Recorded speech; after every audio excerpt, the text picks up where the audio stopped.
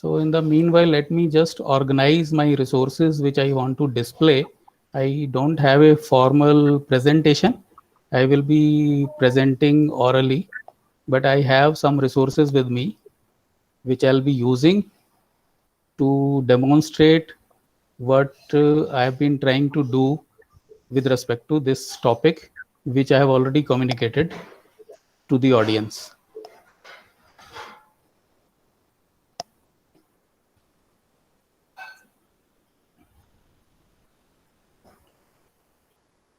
See, let me thank all my colleagues for giving me this opportunity to make my presentation.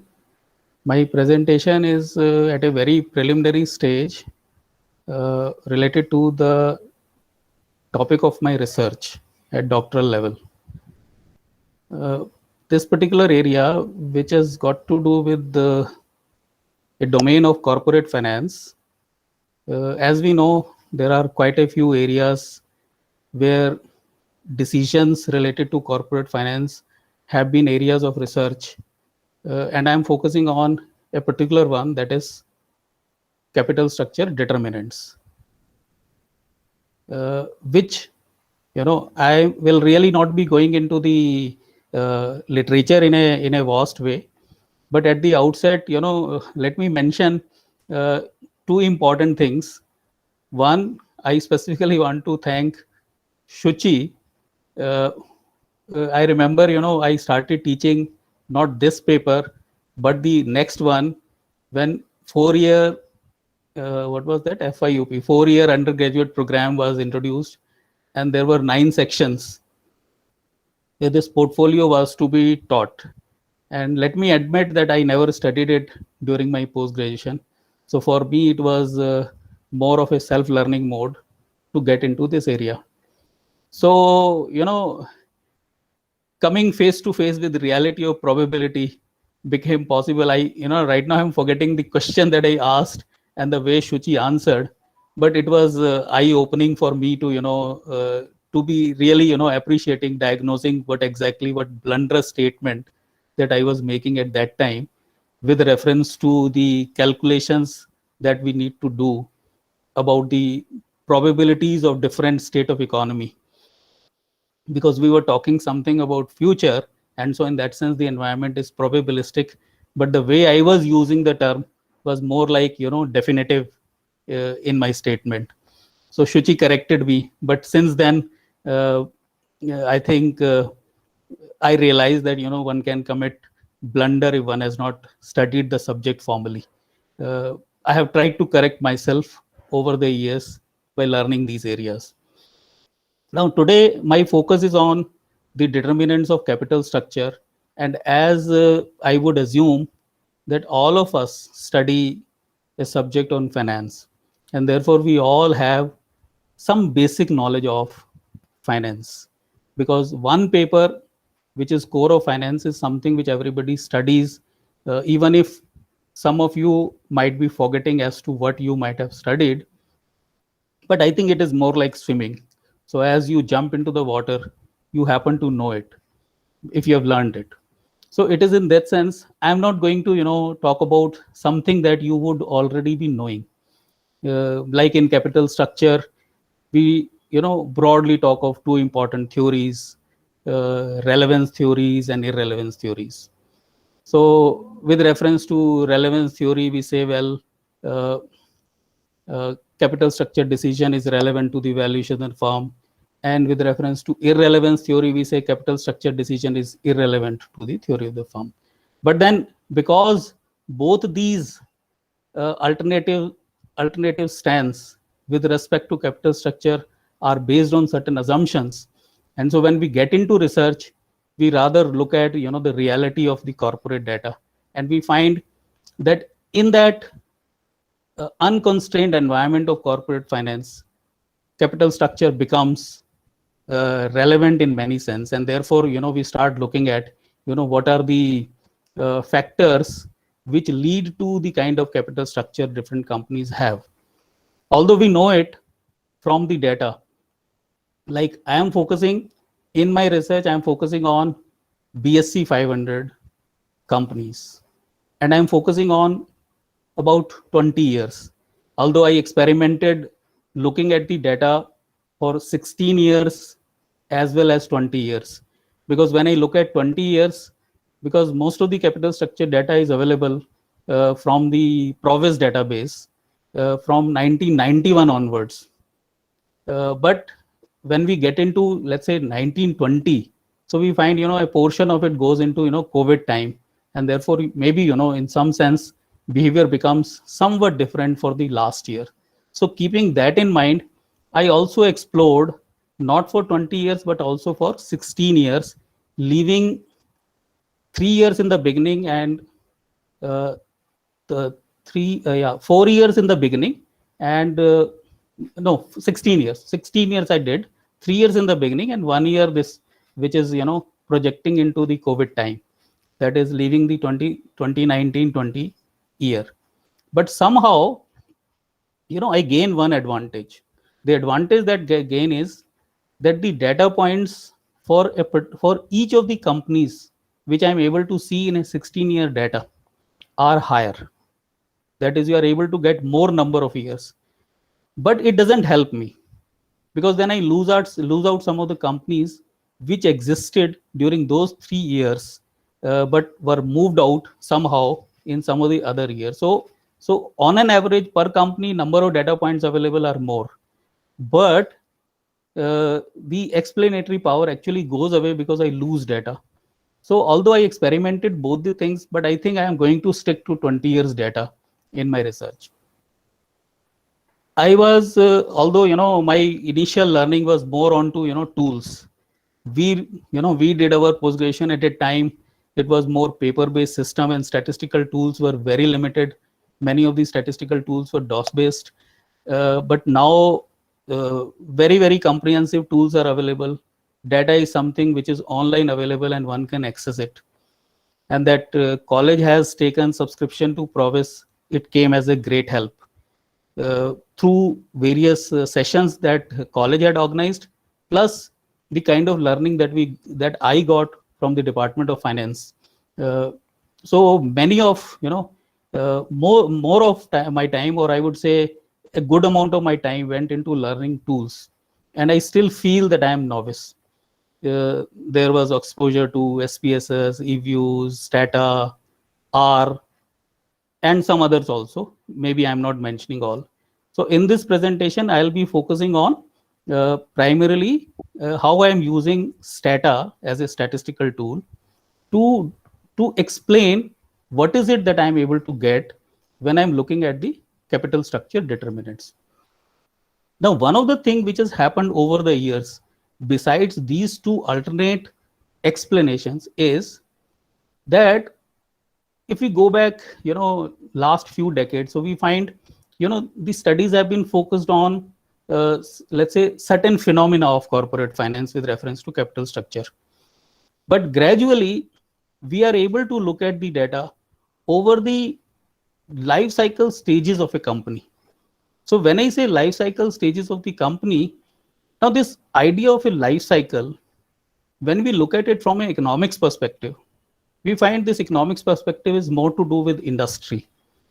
And industry has its own dynamics in the sense of with the new technology and market emerging. So you have introduction and growth stage, and then maturity and saturation. But when you look at the same idea from a corporate perspective, the idea of life cycle becomes somewhat different, because you have varied kind of companies which are focused on single product, and companies which are more diversified. And therefore, sometime about a decade before, a new model emerged, and that model was focused on how do we define life stages in financial terms. So Dickinson, who is a woman, in 2011 did this study, and I'll just show that table for the benefit of everybody. Like, there are three kinds of cash flows which are quite visible to all of us as a student of financial accounting. Cash flow from operating activities, cash flow from investing activities, I assume my screen is visible to everybody. Yes, sir, Yes, it is sir. visible. Yes. Yes, sir. So cash flow from operating activities, investing activities, and financing activities. And in these three, what Dickinson did is it has taken the three together. Like in the introduction stage, as if the company has just begun, there is, like, from the operating activities, the cash flow may be there or may not be there. And likewise, so it could be, there may be more of, there may be more of, say, negative. And likewise, in the investing activities, there will be more of negative. But in terms of cash flow from financing activities, so you will have more of the financing resources available, then you will be able to invest. So as you go into growth stage, you find, well, company is generating a lot more cash flows. And because company is generating more cash flows, it is going more into, growth opportunities within the same product or in a diversified scenario, depending upon the company's motive and company's overall, perspective in which the company is operating. So from a financial perspective, these stages have been defined by Dickinson into these 8 different possibilities. Now, when I'm saying these 8 different possibilities, somehow the possibility 4, 5, and 6 is being categorized by Dickinson as a shakeout stage. Why it is a shakeout stage? Because in the initial shakeout stage, investing activities are declining, financing activities are declining, and even the cash flow from operations are also declining, right? So we are changing, because we are taking, let's say, 20-year data, because we are taking, let's say, life cycle, even if it is not 20-year data, it is a 15-year data or whatever the number of years that it is. So you are looking at the change in the flow. So when you look at the change in the flow in a shakeout stage, you could be expecting a negative in all the three, or a positive in all the three, or positive in cash flow and investing, but negative in the negative in the financing activity. And in the decline stage, somehow the company or the product in which the company is operating somehow is not gelling in the market. So because it is not gelling in the market, the financial flows are, in any case, from the from the operating activities, are in the decline stage. So that's how Dickinson has taken this model. So what I did is I tried to look at the results with the Dickinson model that I may get. But life stages is not the only explanatory variable that I'm looking at. There are other variables also which I'm looking at. So let me, I don't know how much is the need to initially show how Stata works, but maybe I can take a few minutes, maybe 2-3 minutes to say about it, and then I move on to my results. So what we are doing in this case is, so let me just open Stata.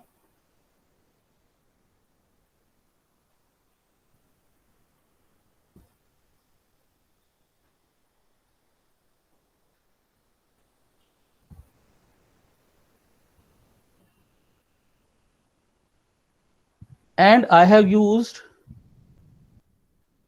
a file which I have created, and maybe I'll show that also later. And I have created this file which is with the 20-year data, as well as there is another file which is with 16 years data. I have converted this from Excel. Now, Excel file, let me explain maybe few minutes. I have downloaded the data from Provis, all the relevant data which I could need. So when I say relevant data, the leverage of the company is the dependent variable in my case, and then I have explanatory variables. Now, in these explanatory variables, I have 3 different types of explanatory variables. Of these 3 different types of explanatory variables, one is the life stages, the other is the lag of the leverage, and third is the other variables. So these are the 3 different variables that I'm getting in this, because I have automated all the commands here. So all these commands have got executed in one go, but one can see these commands here. Let me just begin from the beginning of the file. So in the beginning of the file, so I was saying that I have downloaded the relevant attributes in an Excel, in a text file. So there is a way that you can download it in text file. In text file, you are able to download from Profess at a very fast pace with maximum accuracy and with no delay. So after having downloaded, I have excluded the financial companies, and I have also done some transformation as well as merging. Merging in the sense like I needed a variable related to promoter share. Now this promoter share data is available differently, and therefore I had to do it in a different worksheet. And after downloading in a worksheet, I merged the two files. Likewise, I did it for some of the other fields. And having done that, I have got my this as the Excel file in which my data columns go up to AL, which could be 26 plus 12. So there are about 36 columns in which I have data. Now the last columns that you are seeing here are the data related to coding of cash flows. So I have got cash flow data, and if my cash flow is positive, I have taken it as 1. So there are 3 different cash flows which are being shown in the column AF, AG, and AH. So this is operating, financing cash flows, investment cash flows, and operating cash flows. So if my investment cash flows are becoming higher in the next year, so it is a positive value, so I'm taking it 1. Now I have to take the 3 together as it has been done in the Dickinson model. So I've done the coding. I've done this coding, so I've converted this because there are 8 different patterns which emerge. So once these 8 different patterns emerge, as Dickinson has done, she has taken the 3 shakeout stages together.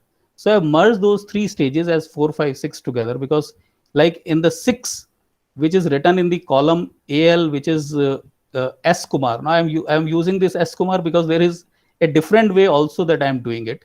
And I'm writing it S Kumar 2 and S Kumar 3 also, because the manner in which Dickinson has done, I've done it somewhat differently. I am still experimenting.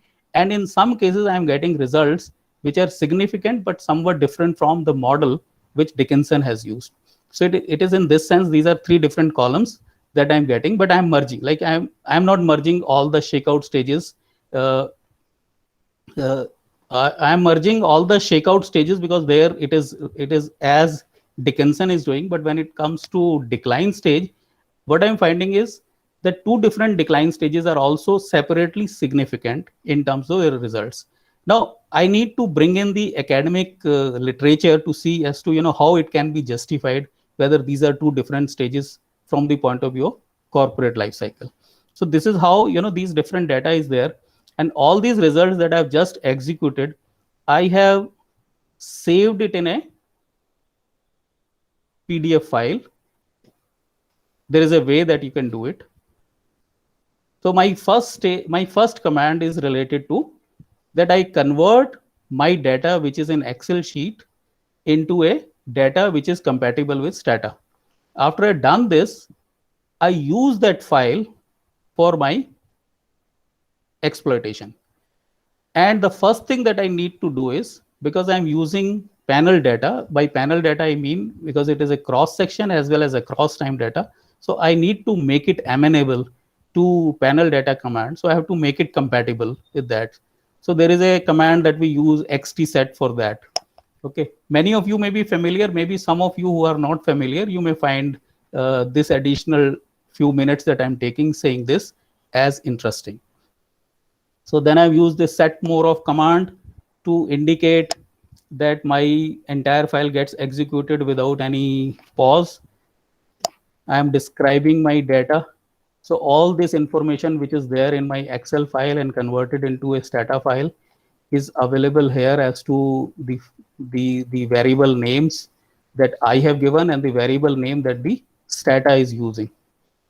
And then this is summary information which I'm getting, which is indicating for different values what is the minimum value and what is maximum value.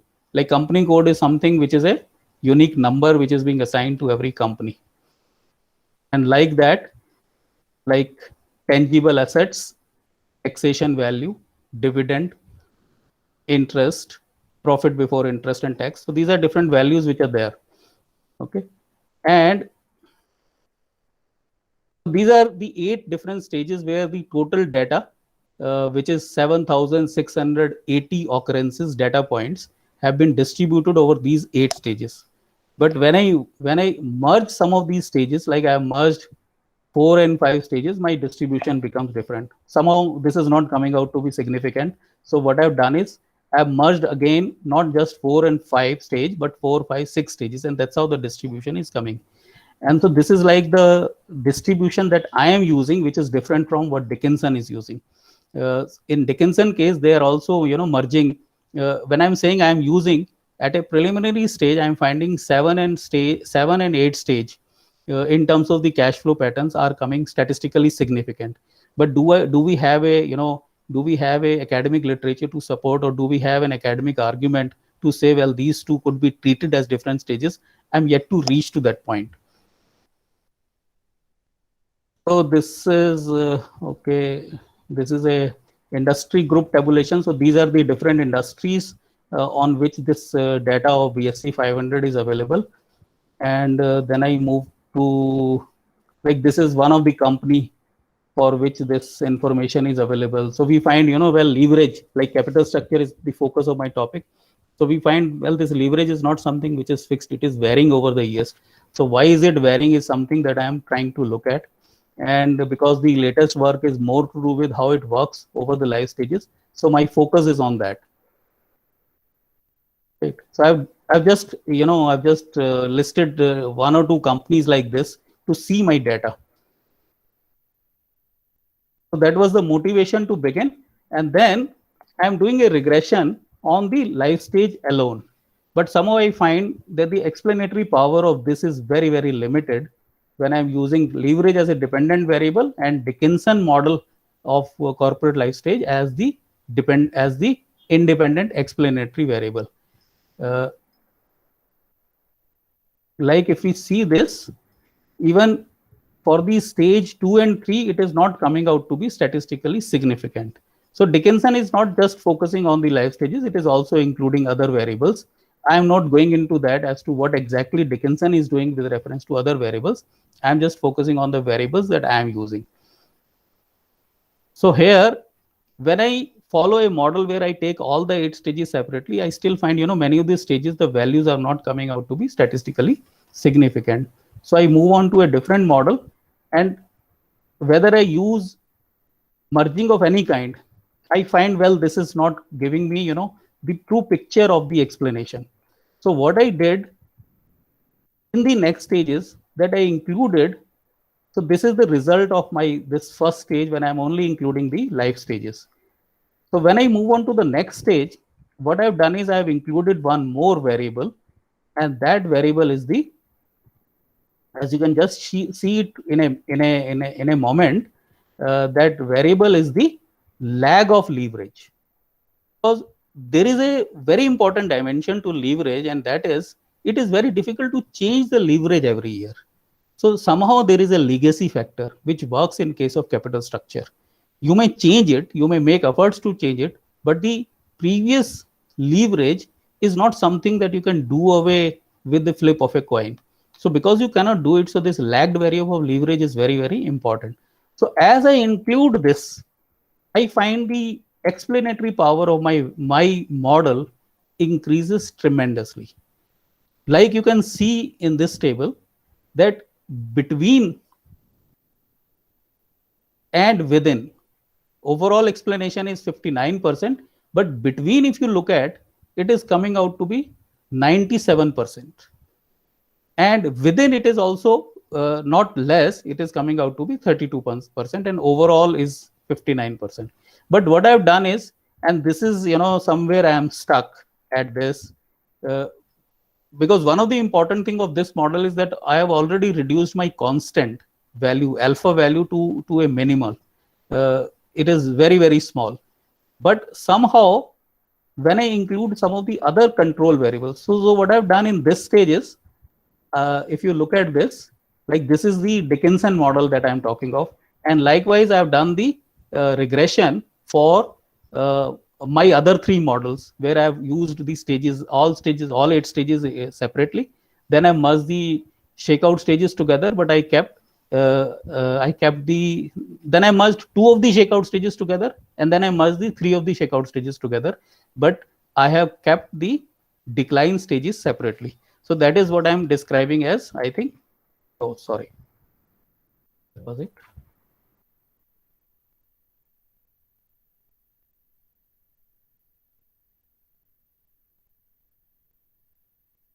Right. So like this one. So this is S Kumar 03 that I'm using. This is not a very standard terminology. When I start writing on this, maybe I need to use some other terminology here, because this term Dickinson and S Kumar I've just included for the purpose of presentation. So here, look at this model where 4, 5, 6, which is my 3 different decline stages in terms of cash flow patterns I've merged together. I find my 2 and 3 stages are still not coming out to be statistically significant, because the values are coming out to be 0.227 and point. These have to be less than 0.1 at 10% level. And if it is still further less, that will be better. So what I've done is I've included some of the control variables in this. So when I include some of the control variables, so in the academic literature, we find many different control variables, and there's a plethora of literature available on this subject with respect to the explanatory power of different variables. But I have included, after experimentation in this model, I have included, so these are the 4 explanatory variables that I'm using. We can call it as control variables, because these are somehow correcting my model and bringing little more sophistication into this, which is tangible assets, tax shield, shares, number of shares pledged, and promoter share. So once I include these 4 in terms of Dickinson model, well, you find, all these variables that I've included are coming out to be significant, statistically significant. But even in my model, which I am using, where I'm using stage 7 and 8 different separately, I find my results are coming out to be statistically significant. So I'm just going straight away to that one, is S Kumar 3. So I've used in this stage 7 and stage 8 separately, and I'm finding all my variables that I've included are coming out to be statistically significant. And this is the summary of these various, that is the variables in the last stage, where I've included the lagged variable, where I've included the life stages variable, where I've also included some of the control variables. So this table is providing a summary of my results. And if we see this very table in a different way, like this one, it also shows, like, these stars are mentioned. So these stars indicate at what level of significance these values are, which is given in the end as 1%, 5%, and 10%. Okay. So this is how so most of the values are coming out to be highly statistically significant, because there are 3 stars to most of the values. But then there are some values where they are statistically significant at 10% of the level. So that's how I am at this stage. So any input which may be there is welcome. I think I could say, given the limited time, that I could. So if you want any questions, maybe through questions, I can answer some of the questions. I hope I was comprehensible. Thank you. Thank you very much, everybody, for giving time.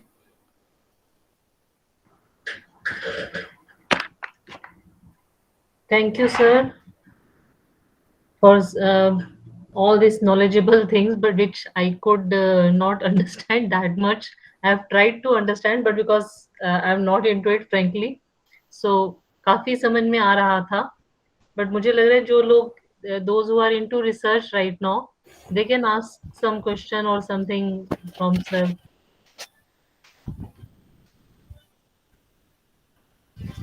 क्योंकि strata use नहीं किया हुआ।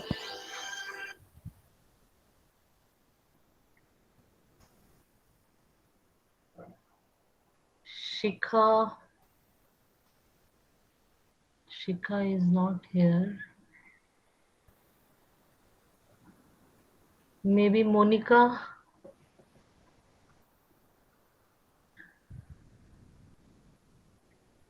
So in the meanwhile, people are thinking about the question. Like recently, when we were having discussion, me and another of my researcher colleague, we were discussing with our supervisor. We have same supervisor, Professor C.P. Gupta. So this issue of a particular component of cash flow had come up. Like when you look at the data which is available in the financial statements in terms of disclosures. So that was the question I was also asking when there was a Provis session. So we find this investment information is one is directly into the assets of the company, but in some of the cases, because these companies also have subsidiaries and joint ventures, they are having three more other kinds of investments. They're having investments in buying of subsidiaries, they're having investments to have collaboration in the form of joint ventures or some other investment in the associated companies, and then they are having pure investment. So Professor Gupta was asking us, what do we do about this? Should we include it as real investment or should we include it as financial investment? Do they have some explanation with reference to the issues that you people are studying? Like my fellow researcher is studying more to do with dividend decision and I am studying more to do with capital structure. So naturally, when we look at it, we have to look at it differently. The kind of perspective that a person looking at dividend decision may be different from the kind of perspective that a person looking at the determinants of capital structure would be looking at. So we are still, doing the kind of, we are juggling with the, issues. Thank you, sir. This side, Khushbu, sir. It is a great session and it is a great listening to you. Sir, I have one question. Am I audible, sir? Yes, you are very much audible. Yeah. One question, sir. On what basis you have chosen the control variables? So here, like four you spelled out. I'm not remembering exactly, but on what basis, like you have chosen the control variables? Because there might be many more. So, like on what basis, I wanted to know that you have included the control variables. No, Here in actually this there were particular many model. more. There were many more. I have not mentioned all those. There were many others variable like profitability as such also I looked at it, but somehow, these other variables were not coming out statistically significant with this model that I'm trying. So many of the variables, like one variable, maybe like you look at assets as such or you look at tangible asset. So maybe in some cases, when I was looking at asset as such, the variable was not coming out as significant. So maybe tangible asset was working better. And likewise, this tax shield is a kind of, the kind of profitability benefit that the capital structure brings. So, maybe one could look at the rate of interest. So if there is a higher the rate of interest, so, maybe you have low leverage. And so that's how this impact may be looked at. So when I tried experimenting, which I have not listed in this presentation, so there were many other variables that I tried experimenting, but those were not coming out to be statistically significant with the model in which I'm including a lagged variable as well as in terms of the patterns of cash flows. So that's how I have arrived at this. I have not done that presentation here. Okay, sir. And the data set is panel data or it is any other data set? It is a panel data, yes. It's a panel data, like I mentioned in the beginning. It's a 20 years data of BSE 500 non-finance company. Am I audible, sir? Kiran this side? Yes, Kiran. So I am also from finance, but this is very new to me because my work is mainly on data from finance. So I just share one thought. By you, you are the. Please bring your mic closer. No, sir. Am I audible I said you now? bring your mic closer. Am I audible now, sir? Yes, better. Unstable network. So I just want to share one thought that you are the inspiration, most of us, for many of us. There is yes, from you I learned that there is no space for learning for the research work. Thank you, sir. I know, but it's a very bad. So some opportunity emerged in India to learn e-commerce. So I thought, well, in e-commerce, commerce we all know it's only the e part which is missing. So I joined a program, and that program was entirely a program based on computer science. Most of the things were related to computer science, and there were 10 different papers. So sometimes, these are very bad stages to learn, and once you get into, as if you're riding a tiger, you can't dismount it because your entire reputation is at stake, whether you do it or you don't do it. But sir, for us it's a great learning. Thank you, sir. Sir एक बहुत basic सा But question so पूछ रही हूँ, otherwise, might being a be researcher, I would appreciate. Rather, even I am learning, so rather than I'll appreciate it's a great learning, and you are working actually a great. On this data, doing work is not easy, so I'll really appreciate your effort. Whatever with the age, but learning never ends. That would I say. Okay, thanks. Yes, Sonia, you were saying something. sir, what is basically panel data? What is it? See, what has happened is if you go back 30, 40 years, we were still talking in those terms only.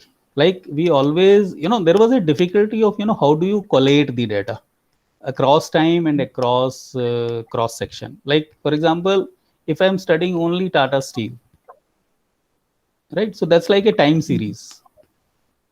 But if I'm studying Tata Steel as well as, let's say, all steel companies and cement companies and, let's say, all other pharma and whatever you may name, so we are talking of BSc 500, not all 500, but those which are not financial. So it becomes a cross section. So as if, capital structure is something which may be, not with reference to time, but not with reference to, let's say, whether it is a company in a, but it could be, because depending upon the capital intensity, the variables could vary depending upon non-capital intensive. So that's what we are, trying to look at, cross section as well as across time. So once you say cross section and across time, so you say panel data. So there is a way that there is a way that you tune it to that before you start manipulating statistically. That's it, in a very simple term. Okay. So like it's like you find out the cash flow of these Of 500 companies and these 500 companies for all the 20 years and for all the 500 companies. So like maximum data points could have been 10,000, 500 into 20. okay. But these are not 10,000 because I've excluded financial companies. So to that extent, it is less. And also there are some companies which did not exist for all the 20 years. Yeah, this is what I was about to ask you. Yeah. Huh. So that's what I actually tried doing. When I looked at 16 years, there were less number of companies available for more number of years. But some of my results are, coming out to be less robust. When I include 20 years, my results become better. Okay. The more the data More the that merrier or more the better. Like, yeah. yes, yes. Just one more question. A panel data may suppose I am studying only one company and I am studying different data for the same company for different years. Then also this is panel data, no? No. Well, a number of variables are there. And No, for each variables are variable, there, for number of but it is not a panel data because it's only 1 year that you have, no? No. No, okay, you don't have 1 year. Different. You have one company, but 20 years. So it's a time series data, not panel data. One company, different Whatever variables, number of years you have, so that's a time series data. For each variable, for number of years, if I am studying. No, that in any case would be there. Let's say for a cement company, ACC, you got 10 variables. And so you're having 20 years data, so you have got your data are 200. But these are all data related to ACC. So it's like a time series data on 10 variables. And once you have not just ACC, but let's say you have a few more cement companies plus companies in other sectors. I'm not insisting that company should be on many sectors. Company could be maybe only in one sector. But it is across, it is across cement companies. So once it becomes across cement company, so you have data across, and you also have data. You have data across cross section, and you have data across time.